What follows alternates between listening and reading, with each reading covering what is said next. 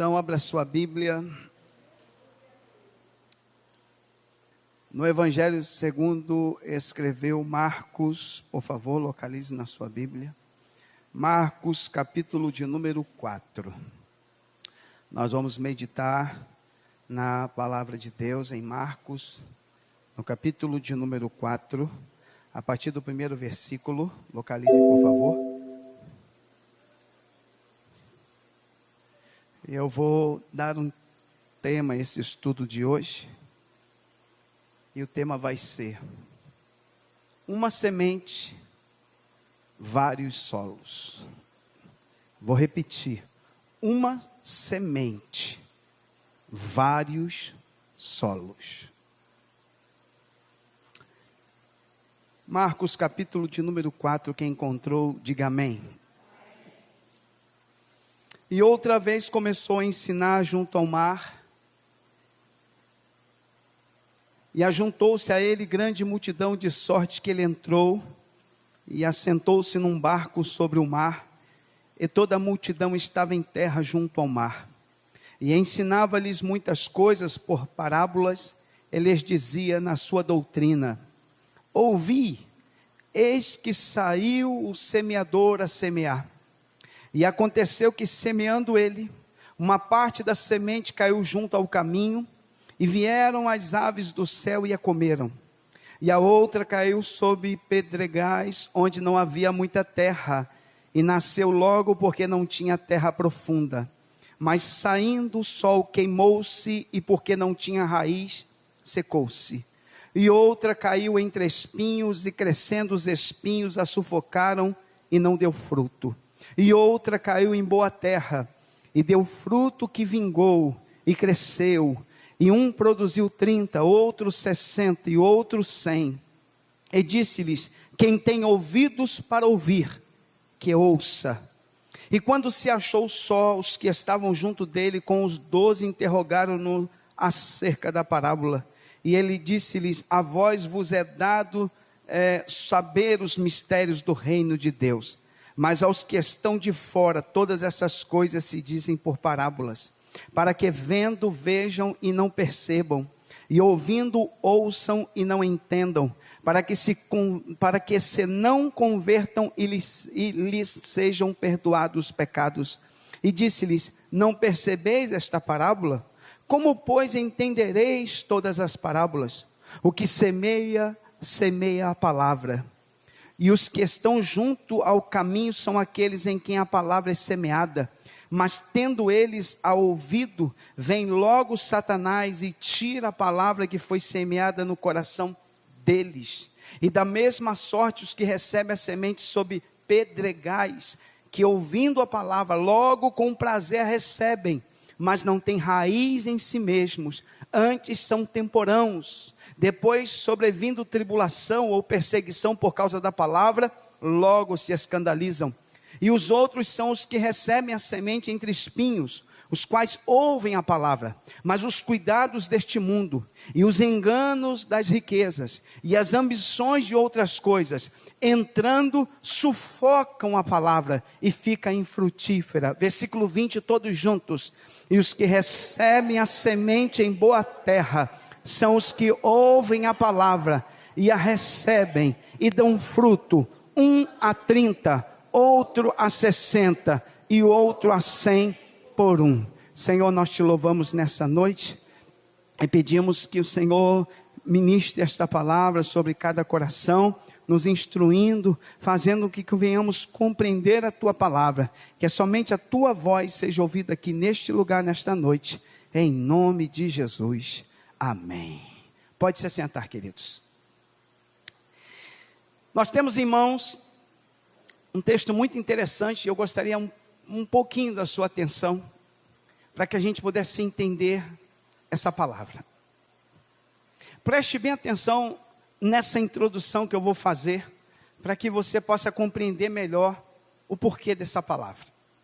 Vocês que estão estudando o Evangelho de Marcos, e a gente tem estudado o Evangelho de Marcos, vocês perceberam que nos textos que antecederam, Jesus pregou algumas vezes, e o público que o ouviu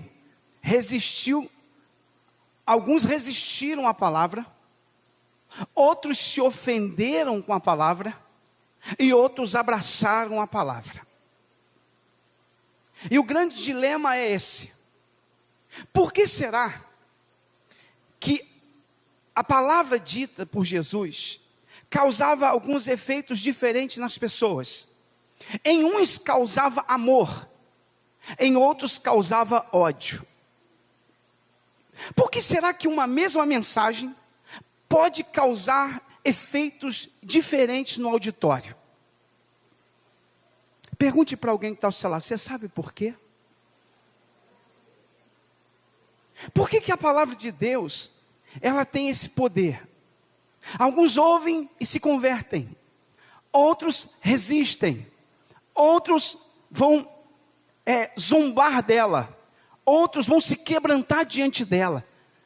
Por que será que uma mesma mensagem, uma mesma palavra, a mesma semente, causa efeitos diferentes no auditório? Por que a palavra não produz os mesmos resultados em todos aqueles que estão ouvindo? Por que a palavra de Deus causa efeitos diferentes? Uma mesma mensagem, possa ser que a mesma palavra, uma mesma pregação, ela vai causar efeitos diferentes no auditório. E é exatamente isso que Jesus quer nos ensinar. A palavra de Deus vai nos ensinar exatamente isso. Que Ele vai mostrar que a mesma mensagem, que a mesma palavra, que a mesma semente, ela pode causar efeitos diferentes no auditório. E isso fica muito claro por causa de quê, pastor? Por causa do coração daqueles que estão ouvindo a palavra. E aí eu quero começar aqui e perguntar para você: como está o seu coração? Como vai o teu coração para receber a palavra de Deus? Porque Jesus vai contar aqui na parábola pelo menos 4 tipos de coração, que Ele vai chamar de solos. 4 tipos de terreno diferente. Mas os terrenos que Jesus vai falar não são terrenos físicos. Ele está falando de coração. Há pelo menos 4 tipos de corações diferentes. E que hoje aqui nessa noite, nessa casa de oração, haja terra boa. Oh glória, quem está me entendendo, diga glória a Deus. Mas vamos voltar no início, no capítulo de número 4. O texto acompanha comigo e outra vez começou a ensinar junto ao mar. Se tinha uma coisa que Jesus tinha prazer de fazer, era ensinar a palavra. Por isso que muitas vezes ele era chamado de mestre, mesmo não tendo formação acadêmica, mesmo não sendo formado nos círculos dos fariseus ou dos saduceus. Jesus não era um mestre oficial da lei, mas ele tinha tanta capacidade para ensinar, que ele era chamado de mestre, de rabi, de rabone. Tamanha era a capacidade que ele tinha de ensinar. Tem texto até da Bíblia que Jesus, com cerca de 12 anos de idade, um adolescente, já estava no templo conversando e discutindo com os doutores da lei. E eles estavam impressionados pela capacidade que aquele jovem adolescente tinha com relação à palavra de Deus. Esse era o nosso Jesus. Jesus era alguém que dava ênfase ao ensino. Por isso que lá em Mateus ele vai dizer: ide por todo o mundo e ensinai. A missão, prioridade da igreja é ensinar a palavra. Ele está ali ensinando, acompanhe comigo cada detalhe, imagine a cena. Ele começou a ensinar junto ao mar, ele está na praia, ajuntou-se a ele grande multidão, milhares de pessoas se ajuntaram para ouvir, de sorte que ele entrou e assentou-se num barco. Porque se ele fica no meio da multidão, eles iam comprimi-lo ali. Então ele decide pegar um barco, se afasta da praia, as pessoas estão em pé. Imagine comigo a cena, a orla da praia lotada, milhares, talvez 10 mil pessoas, talvez 7 mil pessoas, talvez 8 mil pessoas, estão em pé à orla da praia, e Jesus num barquinho de pesca, sentado ali na popa, direcionando para eles, e dizendo, e ensinando aquele silêncio, irmão Robson, na praia, todos em silêncio, e ele sentado ali num barco sobre o mar, e toda toda a multidão ouvindo. Meu irmão, Jesus fez da praia um lugar de culto. Jesus fez da praia um anfiteatro onde todos poderiam ouvi-lo. Certo que ele fez uso daquele momento, daquela praia, porque as montanhas da Galileia ajudavam para que a voz dele ecoasse e que milhares de pessoas ouvissem ele pregar e ensinar. Não tinha uso de microfone, não tinha caixas de som como nós temos aqui, não tinha nada disso, mas a voz do meigo nazareno entrava em cada coração. Oh, aleluia, oh glória. Quem está me entendendo, diga glória a Deus.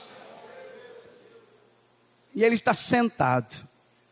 Era muito comum os judeus ensinarem sentados, fazia parte do hábito dos judeus. Ele não está se movimentando como eu estou aqui, ele está sentado. E ali sentado ele está ensinando aquela multidão de pessoas. E eu fico vislumbrado, imaginando a cena. E no versículo de número 2, o texto diz que ensinava-lhes muitas coisas por parábolas. Se tinha uma coisa que Jesus tinha prazer de fazer, era contar história.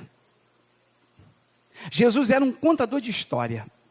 Ele criava histórias, que nós chamamos de parábolas, para ilustrar verdades profundas. Era uma forma didática, pedagógica, porque Jesus é pedagogo por excelência. Era uma forma pedagógica de fazer com que pessoas entendessem a sua palavra. Na verdade, as parábolas de Jesus não tinha só o objetivo de fazê-los pessoas entender. Ela abria o entendimento dos quebrantados de coração e fechava o entendimento dos duros de coração. Então, aqueles que estavam ainda com o coração meio endurecido não entendiam, ou se entendiam, se ofendiam. Mas os quebrantados de coração, ele revelava. Oh, Jesus do céu, hoje aquele quer revelar a sua palavra. Se tem alguém aqui quebrantado de coração, te prepara, porque ele vai revelar a sua vontade para nós. Ensinava-lhes muitas coisas por parábolas. Ninguém contava história como Jesus conta. Não. Jesus usava as parábolas, Robson, no intuito de fazê-los pensar, refletir. Ele quer que aquelas multidões que estão ali entendam o propósito. Então ele vai fazer uso de parábolas, que são histórias fictícias, mas que ilustram verdades muito profundas. E essa parábola, o versículo de número 3, acompanha comigo, por favor. O 3 diz assim: ouvi, ele vai começar. Eu acho lindo porque Jesus diz assim: ouvi. Quando ele diz isso, ele está dizendo assim: ei, preste muita atenção no que eu vou falar.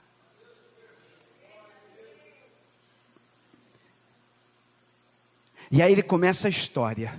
E a história que ele vai falar é de um semeador. Por quê? Porque Jesus vai usar coisas do habitat deles, daquilo que eles estavam muito acostumados. Eu não sei aqui, quem aqui já esteve em um ambiente agrícola.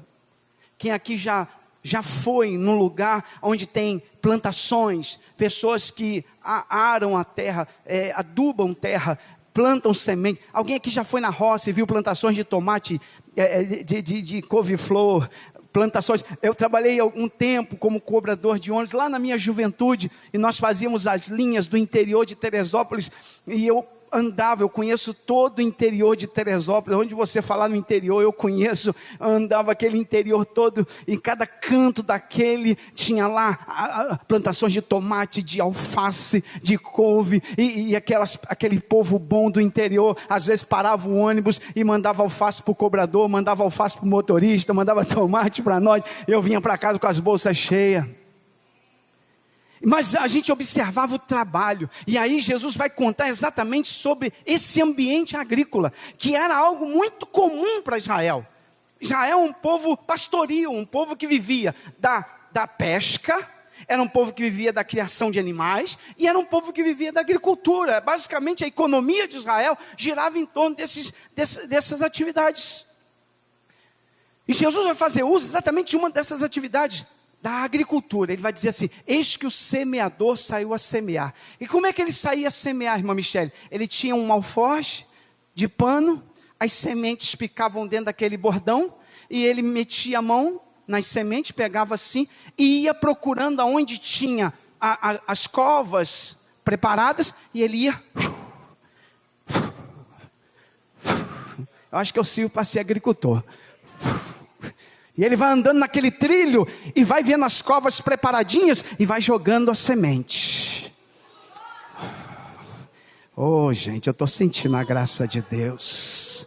O semeador saiu a semear. Eu imagino que estão todos olhando para Jesus fitos. O que vai ser essa história? O que vai dar nessa história? O semeador saiu a semear. Então o semeador, ele vai semeando. Ele vai pegando a semente e ele vai jogando. E o texto do versículo 4, acompanha comigo, diz que aconteceu que, semeando ele, uma parte da semente caiu junto ao caminho. Esse junto ao caminho aí, gente, são aqueles... A irmã Elisângela conhece bem a família de Elisângela, lá do interior de Teresópolis. Uma parte da semente, Elisângela, caiu junto ao caminho. Sabe qual é o junto ao caminho, Elisângela? É aquele trilho aonde os agricultores passam para não pisar nas covas. Não tem aqueles trilhos. Ali o chão é batido, é pisado, para você poder transitar no meio da plantação e não pisar na alface, não pisar na couve-flor. Alguma dessas sementes que estão sendo lançadas, por mais hábil que o agricultor seja, ela vai cair ali à beira do caminho e não vai penetrar, porque o solo é duro. Eu vou dizer mais uma vez, pergunta para alguém que está sabendo, como é que está o teu solo? Porque caiu junto ao caminho, e essa que caiu junto ao caminho, não penetrou na terra, irmã Elisângela. Ficou ali à beira do caminho. E aí à beira do caminho, as aves vinham e comiam aquelas sementinhas que ficavam à beira do caminho.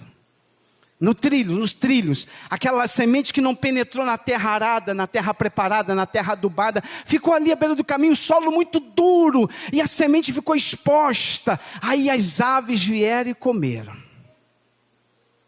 Versículo de número 5. Outra parte caiu sobre pedregais, onde não havia muita terra, ou seja, tinha até terra, mas o agricultor não sabia que não tinha terra profunda, que tinha calcário, que tinha rocha, ou seja, camada muito superficial de terra pequena. Então a planta que foi colocada ali, a semente que foi colocada, não daria para ter muita raiz, porque ia ter pedra. Nasceu muito rápido, porque a raiz não conseguiu brotar muito profunda. Ela nasceu então muito rápido, porque não tinha terra profunda. Versículo 6. Mas saindo o sol, queimou-se, e porque não tinha raiz, secou. Então a primeira parte das sementes caiu num terreno muito duro. A segunda parte da semente caiu no local que não tinha profundidade, não tinha raiz, secou. Vamos continuar. Versículo 7. Outra caiu entre espinhos. Espinhos aí, gente, é erva daninha. Ele plantou, mas as ervas daninhas cresceram junto com o fruto. E essas ervas daninhas que foram crescendo junto, foi abafando o fruto. Será que alguém já está entendendo que aonde Jesus vai chegar com essa história? Uma parte da semente caiu numa terra muito dura. Uma parte da semente caiu numa terra onde não era possível aquela planta produzir raízes profundas. Uma parte da semente caiu num lugar onde haviam espinhos ou ervas daninhas que cresceram juntos e foram sufocando a plantinha.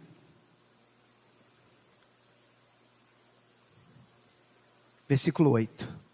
E outra caiu em boa terra. Deu fruto. Vingou.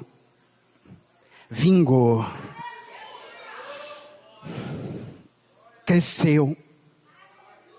Um produziu 30. Aquela mudinha, aquela sementinha produziu 30. Outra mudinha daquela produziu 60. E outra produziu 100. Então tem 4 tipos de solo. Um solo duro, um solo de pedra, certo? Um solo que até tem profundidade, mas foi sufocado. em um solo bom, perfeito. Esses solos são os corações dos seres humanos, aonde a semente é lançada. E enquanto eu estou pregando aqui, o semeador está aqui, espalhando a semente. Oh, aleluia! Oh, aleluia! Oh, glória! Por quê, pastor? Porque a semente nada mais é do que é a palavra. Vamos continuar no estudo. Versículo de número 9. Disse-lhe: quem tem ouvidos para ouvir, que ouça. Eu imagino que ficou todo mundo dizendo: o que é isso? E Jesus decidiu não explicar para a multidão aquela história. Ficou por ali a multidão. Jesus não conta, não explica. O versículo de número 10, acompanha comigo, diz assim: e quando se achou só, a multidão foi embora, irmã Rosimar. Ficou apenas um grupo com Jesus, com os 12. Eles vão interrogar Jesus. Eu imagino que um ficou dizendo para o outro: pergunta para Jesus aquele negócio da história do semeador. Pergunta aí, Pedro que gostava de falar, né? Pergunta aí, Pedro. Eu estou imaginando, não está na Bíblia não. Eu estou imaginando que certamente alguém chegou para Pedro, pergunta para ele, a história do semeador, o que é isso? Nós não entendemos. E eles vão interrogar Jesus. Tem horas que a gente tem que perguntar para o Senhor: Senhor, eu não entendi bem. Me explica a tua vontade. Me explica o teu querer. Oh Deus, me faz compreender as verdades do reino de Deus. Oh meu Deus, tem alguém comigo aqui nesta noite? É importante essa humildade, dizer: Senhor, me ensina as verdades do teu reino, me ensina as profundidades da tua palavra, me leve em águas mais profundas, Senhor, me faz compreender melhor a tua palavra, a tua vontade, o teu querer. Eles vão interrogar Jesus, dizendo: Senhor, me explica para nós. Versículo 11 diz que: e ele disse-lhes: a vós vos é dado saber os mistérios do reino de Deus. Mistérios é uma palavra que significa algo que estava oculto e que foi descortinado.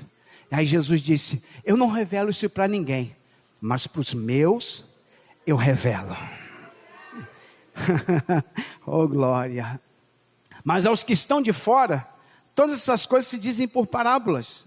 Versículo 12: para que vendo vejam e não percebam, e ouvindo ouçam e não entendam, para que se não convertam e lhes sejam perdoados os pecados. Jesus diz: olha, eu contei assim em parábolas, para que aqueles que estão quebrantados, têm um coração quebrantado, eu revelo a minha palavra. Os que estão com o coração endurecidos, vão ficar sem receber esta revelação.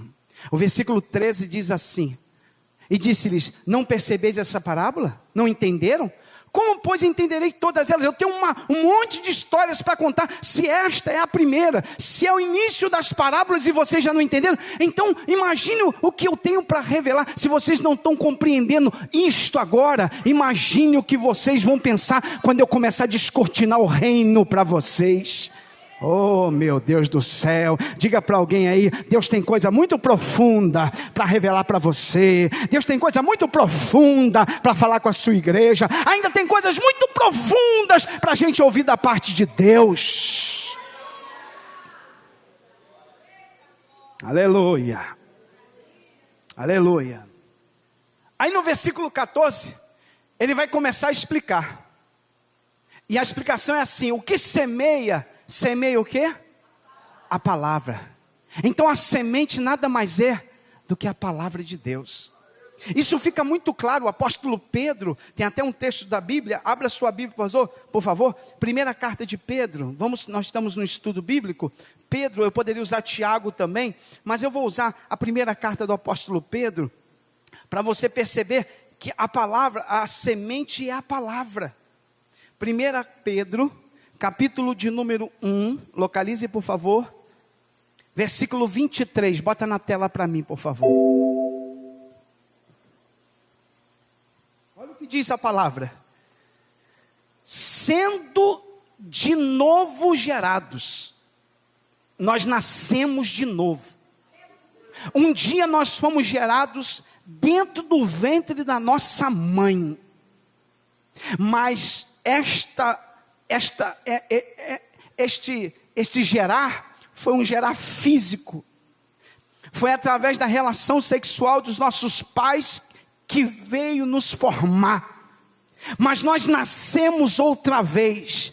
E nós não fomos gerados por semente corruptível. Nós fomos gerados por semente incorruptível, pela palavra de Deus, viva e que permanece para sempre. Ou seja, o que fez eu nascer de novo foi a palavra de Deus. A palavra de Deus mudou a minha e a tua história de vida. Quem crê nisso, diga glória a Deus. Esta semente mudou a história da minha vida e mudou a história da tua vida. E não é à toa que o esperma do homem na Bíblia é também considerado semente. Então a primeira semente me gerou vida, mas a segunda semente me gerou novo nascimento.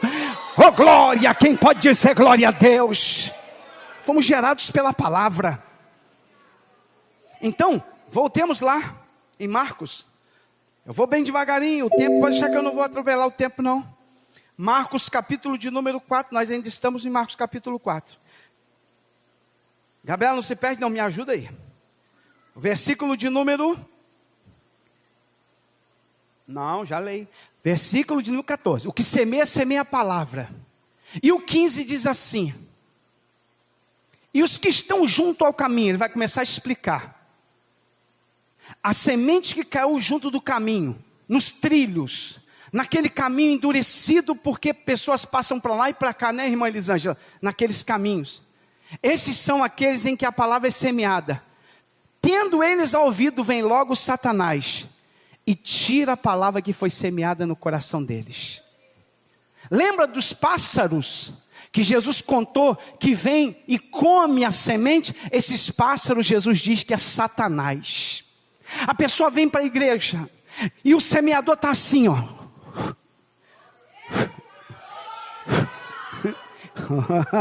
Oh, aleluia. Está semeando a palavra. Só que os pássaros estão lá fora, esperando você sair para tentar pegar a semente, para tentar destruir a semente que Deus semeou no teu coração e no meu. Mas se tiver terra boa, a semente vai penetrar e os pássaros do inimigo não vão pegar. Mas se tiver um coração endurecido, tudo que você está ouvindo aqui, você vai perder lá fora. Oh meu Deus, tem alguém entendendo o que eu estou pregando? Diga glória a Deus.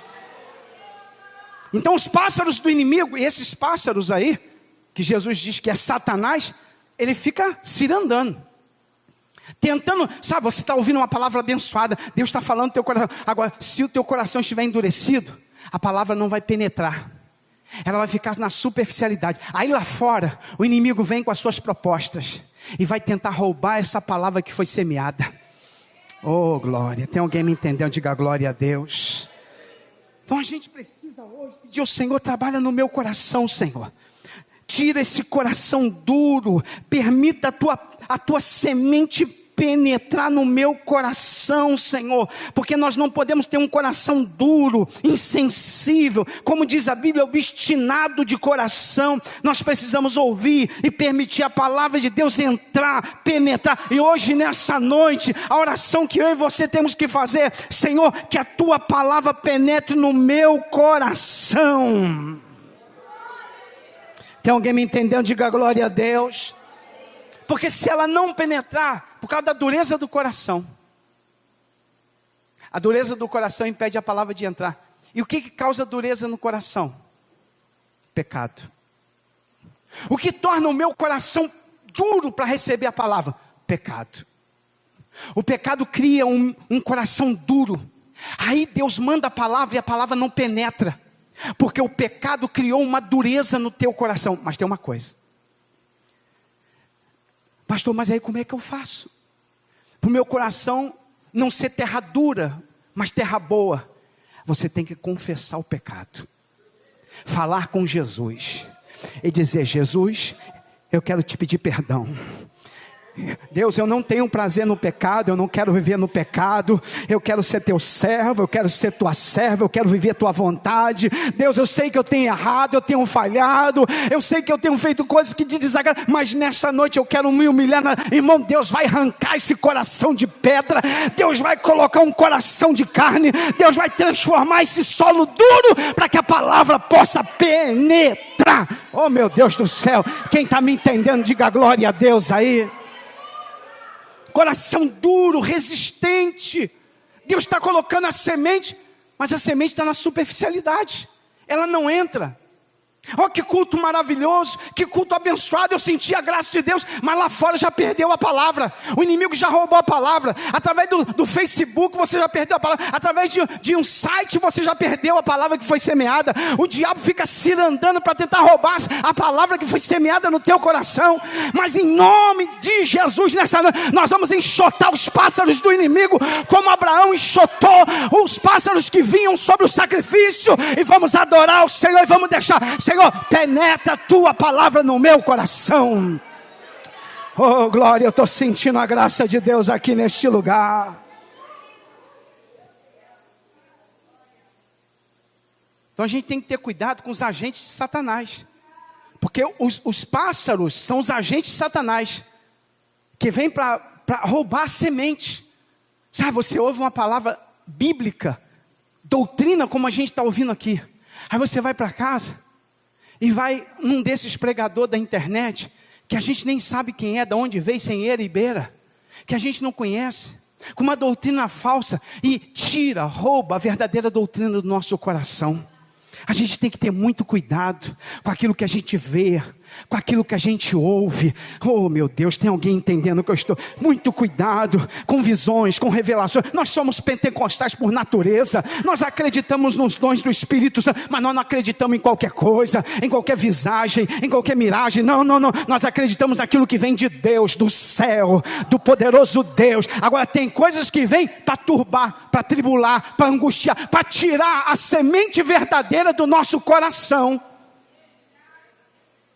Vem logo Satanás e tira a palavra que foi semeada no coração.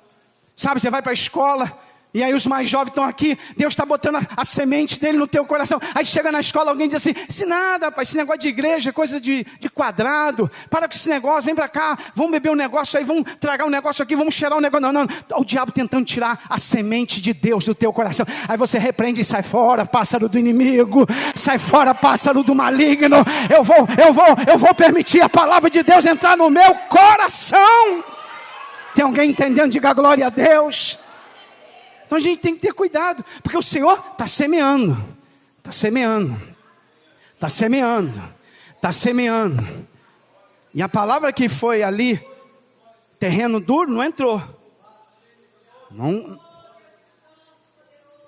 No versículo de número 16, Gabriela, ele vai dizer um outro tipo de solo. Os que recebem a semente sob pedregais, que ouvindo a palavra logo com prazer recebe. Esse aqui é aquele que recebe a palavra com prazer. Enquanto o do solo duro é duro, esse não. Esse é aquele que emociona a igreja. Ele vem para frente, aceita Jesus, chorando, e a igreja toda chora, que alegria, recebe, logo fala de imediato. Ele prontamente, ao ouvir, a semente é lançada, ele rapidamente toma uma atitude: eu quero, eu desejo, oh glória, e a igreja toda se alegra.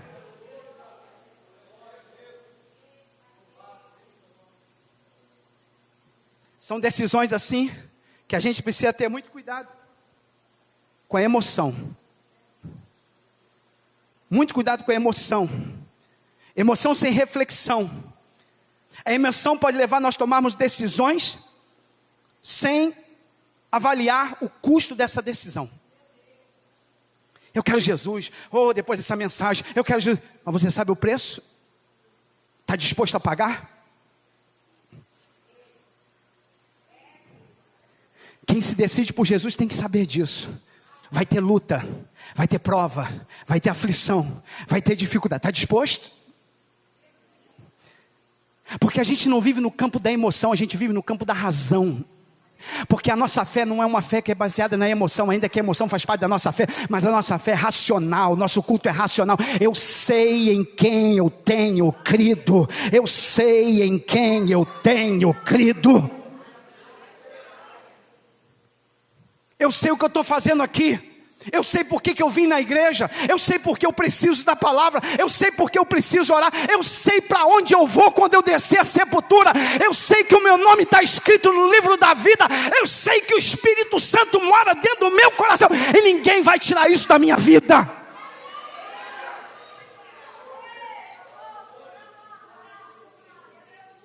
A nossa fé não pode estar baseada só em emoção, não, gente. A emoção é passageira. A emoção, ela oscila.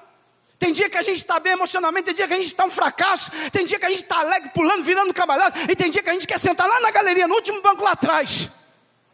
A emoção oscila, mas tem uma coisa, a minha fé não pode oscilar. A minha crença no meu Deus, eu sei que Ele vive, eu sei que Ele está comigo. Eu posso não sentir, eu não preciso de arrepio, eu não preciso de ouvir barulho, eu não preciso que essas paredes tremam para me saber que Ele está aqui. Eu creio que Ele está, eu creio na palavra, Ele está comigo em meio à tempestade. Quem está me entendendo, diga glória a Deus.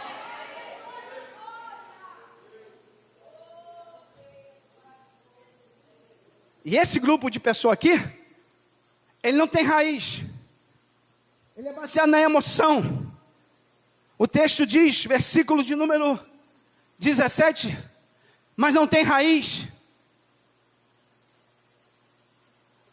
Aceitou Jesus, que maravilha, que alegria, mas não tem raiz em si. Antes são temporâneos. Temporâneos falam de momentâneos. Depois, sobrevindo a tribulação, a perseguição por causa da palavra, logo se escandaliza. Não sabia que era ser crente, é isso não. E muitos desses vêm a ser de Jesus porque ouviram alguém pregar e dizer: não, vem para Jesus que acabou a luta, vem para Jesus que não tem mais enfermidade, vem para Jesus que agora só as portas vão estar abertas, vem para Jesus que é só vitória, vem para Jesus que é só bênção, agora é só mel, é só vitória, é só glória. Aí a pessoa vem, e quando vem a luta, diz: não sabia que era assim não sabia não, mas eu estou dizendo que evangelho é renúncia. Evangelho, você vai ter que suportar, vai vir lutas, no mundo nós teremos aflição, mas tem de bom ânimo, porque Ele está conosco. Aqueles que querem viver em piedade sofrerão perseguição, está escrito na palavra. Mas esse grupo não tem raiz. Ele achou que era só vitória, é só bênção, irmã Leni. Acabou minha luta, acabou o sofrimento, agora aceitei Jesus. E aí, varão, como está? Só vitória. Não, tem derrota. Eu sinto lhe informar que vai ter derrota. Vai ter dia que a gente vai estar derrotado, vai ter dia que a gente vai estar abatido, vai ter dia que a gente vai estar enfraquecido. Mas tem uma coisa: nós temos um Deus que nos fortalece, que nos renova, que nos coloca de pé. Quem está me entendendo, diga glória a Deus. Vai ter dia que a gente vai estar angustiado. Oh, minha alma, porque está angustiada e abatida, espera somente em Deus. Então tem dias que a gente está para baixo, mas Deus está sempre conosco. Mas esse que não tem raiz, aí quem veio no culto domingo passado, o outro, eu preguei sobre o crente enraizado. O que não tem raiz, ele não consegue, porque ele é superficial. Ele não entende que ser crente é ter raiz. Raiz fala de equilíbrio, raiz fala de firmeza, raiz fala de estabilidade. Jó era alguém que tinha raízes. Lembra que eu preguei domingo?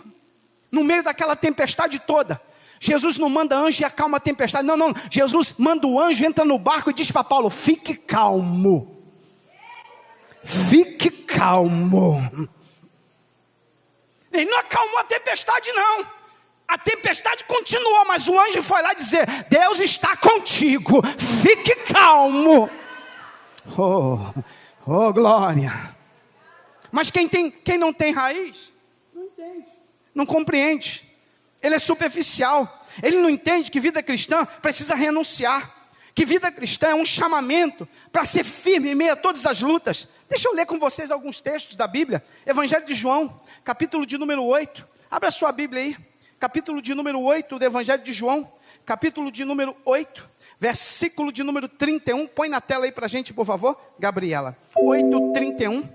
Diz assim: Jesus dizia, pois, aos judeus que criam nele: se vós permanecerdes na minha palavra. Permanecer significa estar sempre.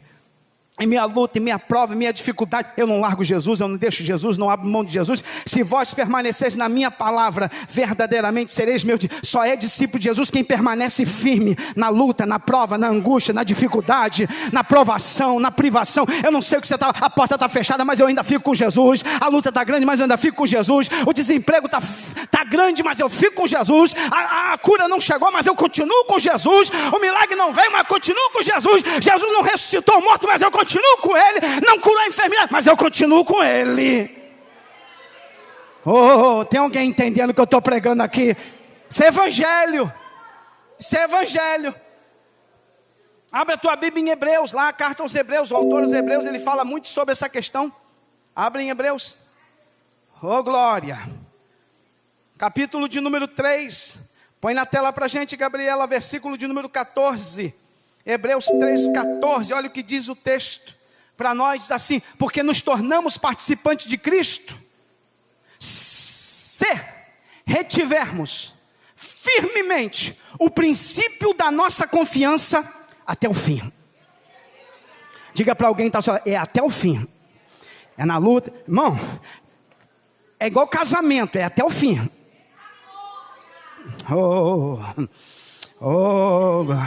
Então nos tornamos participantes de Cristo se tivermos firmemente o princípio da nossa confiança até o fim. Então é até o fim. Então eu não posso abrir mão, é até o fim.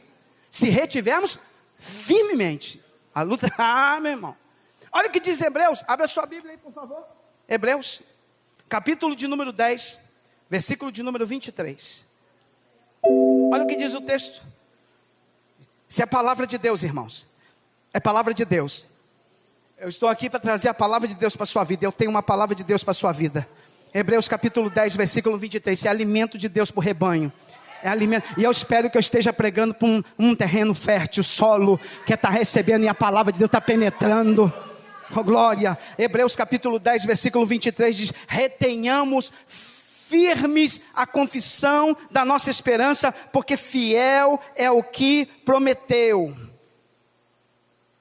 E consideremos-nos uns aos outros para nos estimularmos ao amor e às boas obras, não deixando a nossa congregação, como é costume de alguns, antes admoestando uns aos outros, tanto mais quanto vedes que vai se aproximando aquele dia. Olha o versículo de número 32. Lembrai-vos, porém, dos dias passados, em que depois de seres iluminados, suportastes grande combate de aflição. A luta começou, irmã Cecília, depois que eles aceitaram Jesus.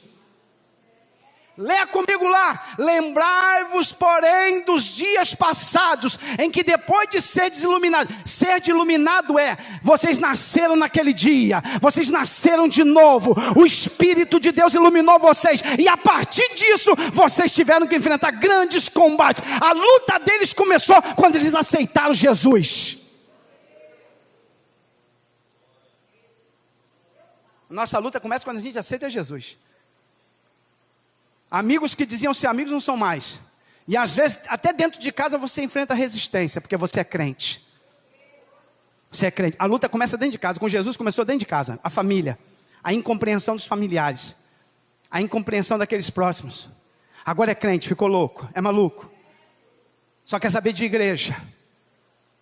Então, agora, lembrar do... Mas olha o que diz o texto, eu vou ler.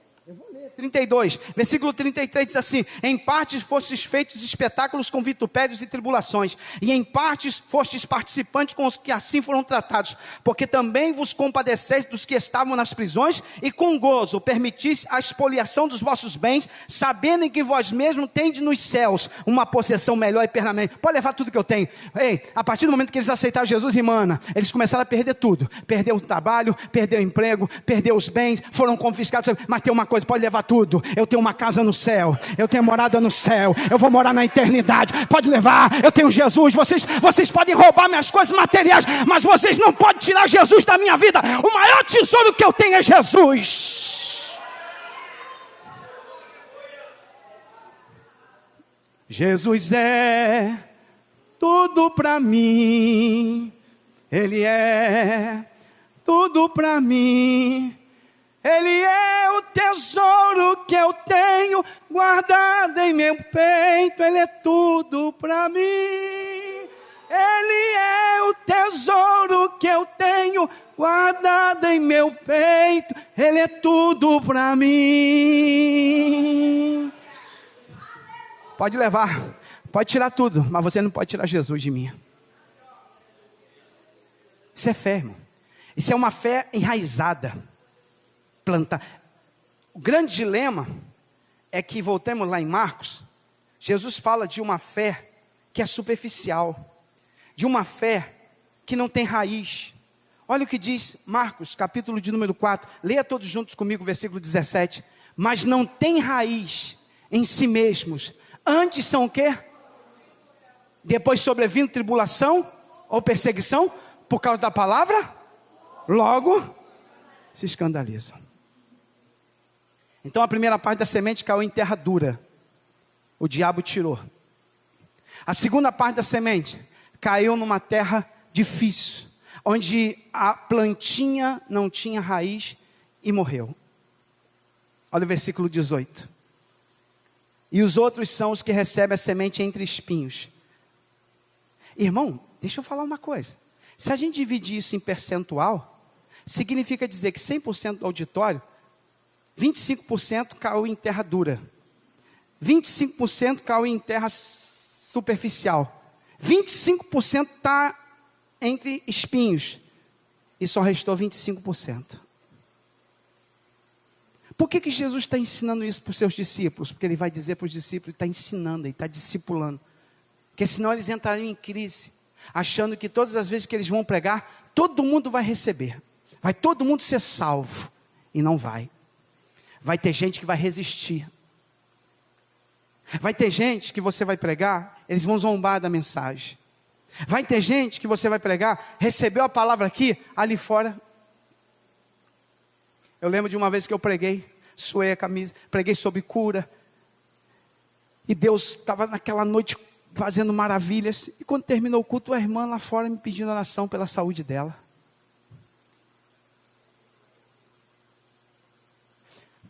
Precisamos abraçar a palavra. Deus está falando comigo aqui agora, Deus está falando contigo aqui agora. Os outros são os que recebem a semente entre espinhos. Esses aí ouvem a palavra até encontra, Andresa, boa terra, até da raiz. Só que tem uma coisa, o problema dessa semente aí, dessa plantinha, é o que está em volta dela. Eu vou repetir. O problema dessa semente, ela produziu, mas em volta dela, bota lá versículo 19, Gabriela. Mas os cuidados deste mundo, os enganos das riquezas e ambições de outras coisas, entrando, sufocam a palavra. Ao redor dessa plantinha, algumas ervas daninhas começaram a crescer, junto com a plantinha, e sufocou a plantinha. E quais são essas ervas daninhas, pastor? Os cuidados deste mundo.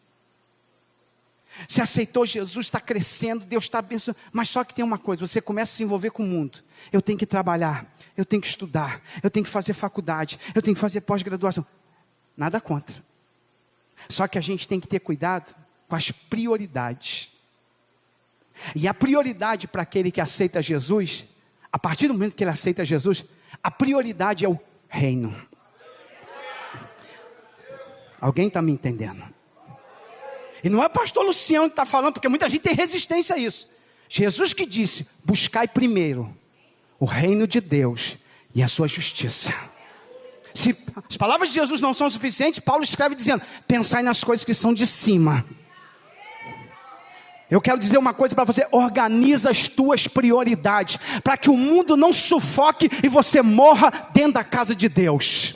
Organiza as tuas prioridades. O reino de Deus tem que ser prioridade. Por quê? Porque o mundo está aí tentando nos sufocar. O mundo está aí tentando matar as plantinhas de Jesus. O mundo está aí tentando neutralizar nosso crescimento. O mundo está aí tentando fazer a gente estagnar, parar. Mas Jesus está aqui para fazer limpeza. Oh, glória! Tem alguém me entendendo? Diga glória a Deus. Então a gente tem que ter cuidado, porque senão, irmão, o mundo vai sufocando a gente. O engano das riquezas. Não, sabe uma coisa? Eu quero ter dinheiro. Eu quero comprar um carro novo. Nada contra, isso é importante. As bênçãos de Deus também. Agora tem que ter cuidado para não depreciar as coisas de Deus, para não se ocupar demais com as coisas terrenas. E aí, irmão, estou sentindo tua falta lá na igreja. Pastor, não estou podendo não, estou trabalhando muito. E aí vai passando. E eu conheci um monte de gente boa, um monte de gente fiel, um monte de crente verdadeiro que acabou se afastando. Hoje está na bebida, hoje está no mundo. Sabe por quê? Porque um dia o mundo foi envolvendo ele. A Bíblia diz: não ameis o mundo nem o que no mundo há. Porque se alguém ama o mundo, o amor do Pai nele não está. A gente precisa saber organizar mundo e Deus. Oh meu Deus, tem alguém entendendo? Diga a glória a Deus. Eu não posso deixar as coisas do mundo me sufocar. Eu tenho que trabalhar, eu tenho que cuidar da família, eu tenho que cuidar das coisas de Deus, mas eu não posso deixar que o mundo venha me sufocar. Deixa eu falar uma coisa, irmão. A gente precisa ter muito cuidado, porque nessa argumentação de cuidar das coisas do mundo, a gente pode perder as coisas de Deus. Era tão fervoroso, estava na igreja, mas era uma tocha viva, cheia do fogo de Deus. Deus usava na revelação, Deus usava com visão, pregava, quando cantava o céu abria. Aí, irmão, o diabo tentou, não conseguiu, a carne tentou, não conseguiu, mas aí o diabo vai usando o mundo para tentar te neutralizar, o mundo para tentar te parar, o mundo para tentar, e agora você só anda cansado, afadigado, porque é trabalho, e arrumou outro trabalho, e arrumou um terceiro trabalho, e agora quer fazer curso e faculdade e pós-graduação, e já não tem mais tempo para oração, não tem mais tempo para consagração, não tem mais tempo para a igreja, não tem mais tempo para o culto de doutrina, não tem mais tempo para levantar de madrugada, não está muito cansado, e ali está te sufocando, mas Deus está dizendo hoje: faz limpeza, irmão, faz limpeza, crente. Quem está me entendendo, diga glória a Deus. É hora de fazer limpeza,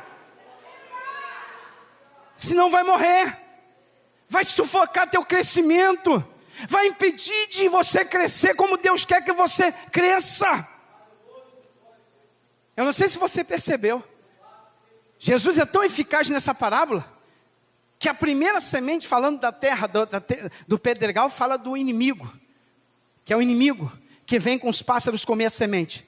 A segunda semente é destruída pela carne, e a terceira pelo mundo. São os nossos adversários, Satanás, a carne e o mundo. Vão tentar destruir a semente que Deus está semeando nós.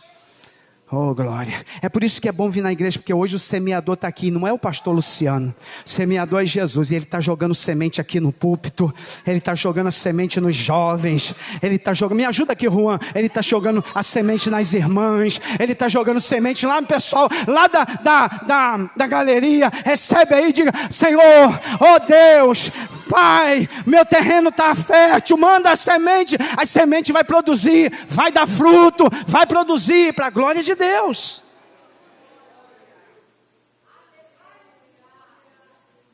Não perca o foco, irmão. A Bíblia diz: não andeis inquietos por coisa alguma. A Bíblia diz isso. A gente precisa manter o foco, prioridade. Qual é a prioridade do crente? É morar no céu. A gente não sabe que hora a gente vai partir. E às vezes a gente fica tão ocupado com tanta coisa. É para cá, para lá. E a vida espiritual vai definhando, vai sufocando. Eu não tenho mais tempo para orar. Eu não tenho mais tempo para ler Bíblia. Eu não sei o que é um culto há muito tempo. Vai enfraquecendo, vai desanimando. Organiza a tua agenda. Diga, faz uma... Terça-feira eu não abro mão do culto da doutrina. Domingo eu não abro mão de estar na casa de Deus. É o dia do Senhor, para adorar o meu Deus. Vou agendar pelo menos uma vez na semana, madrugada de oração aqui em casa.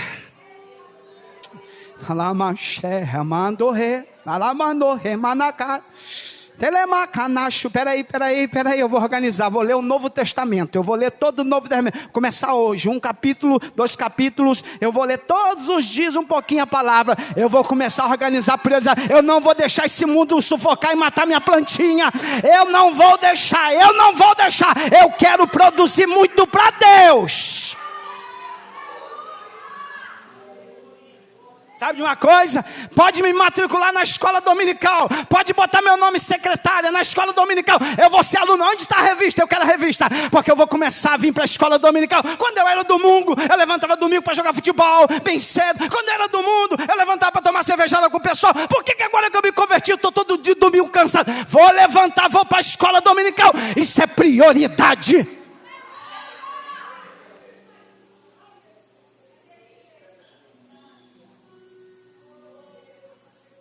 Senão, irmão, o mundo vai te matando. O mundo vai te convencendo que você precisa descansar. Que você está cansado. Mas se você imaginar, pode ver que a maioria das vezes a gente só está cansado para as coisas de Deus. Pode perceber. Eu estou me incluindo com vocês. Para as coisas de Deus, abate um abatimento, um cansaço. Alguém já sentiu isso na hora de vir para a igreja? Meu Deus do céu, de onde saiu esse desânimo? Sangue de Jesus tem poder. Mas aí você se levanta e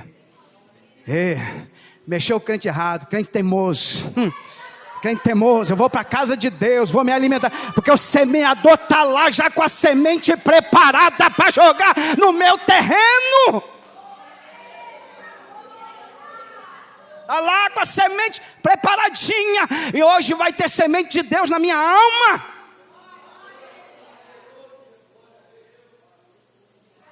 Então não deixa não, porque se você não fizer a limpeza, não organizar prioridade, não tirar aquilo que está te sufocando, a palavra vai ficar infrutífera, não vai produzir, vai te minguar, vai te matar, vai te murchar. Tem tanta planta murchinha dentro da casa de Deus, está murchinho, mas hoje o Senhor está regando. Hoje o Senhor está regando, está regando, está regando, está regando, está limpando, está limpando, está limpando. Essa planta não vai ficar murchinha não, vai voltar a brilhar, vai levantar de novo. Aleluia, o diabo está pensando que ela vai morrer, não vai morrer não. Ainda há esperança para a árvore cortada, ainda há esperança. Glória, tem alguém entendendo? Diga glória a Deus. Vai morrer não. Vai morrer não, porque o Senhor está cuidando. Semana que vem eu falo da boa terra. Vamos ficar de pé. Oh, glória. Aleluia. Quem recebe a palavra, diga glória a Deus. Oh, glória. Vamos orar. Josi, você me ajuda aqui, Josi? Minha voz já não está aguentando. Olha, eu quero orar com o presbítero José.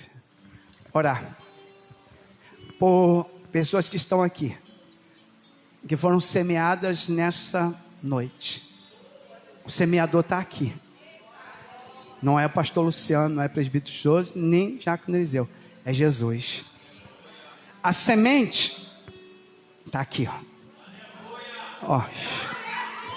Ó. Ó. Ó. Ó.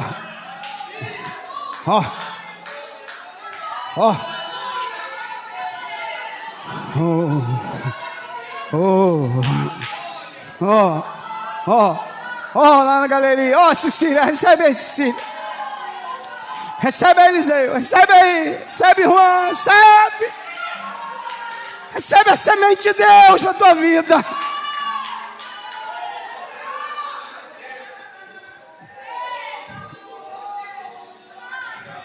Se alguém está aqui com o coração duro, como aquele solo duro, diga: Senhor, trabalha nesse coração duro. Parando esse coração, essa terra dura, Senhor. Afofa essa terra, Senhor, para que a semente venha produzir, Senhor. Vamos orar, presbítero José. Senhor Deus e Pai, nós te agradecemos por essa oportunidade de estar na tua casa. Te louvamos por tudo quanto tu tens feito, Senhor, pela tua palavra, por tudo que o Senhor falou, por tudo que o Senhor ministrou aos nossos corações. Que o Senhor possa abençoar as nossas vidas, que o Senhor possa abençoar os teus filhos, as tuas filhas, e que nós possamos sair daqui, Senhor, abençoados por ti, Pai. Dai-nos uma noite abençoada na tua presença. Obrigado por essa noite, Pai, na tua casa. Obrigado, Senhor, que o Senhor possa abençoar aqueles que estão acompanhando, Senhor, pela live, que o Senhor possa estar falando aos corações, que a Tua palavra possa estar produzindo, ó Pai, resultado, Senhor, no coração de cada um, de cada ouvinte, ó Pai, e que nós possamos sair daqui, Senhor, não só como ouvintes, mas como praticantes, ó Pai, da Tua palavra. Ajuda a Tua igreja, Teu povo, e nos abençoa. É a oração que fazemos a Ti, ó Deus, em nome de Jesus.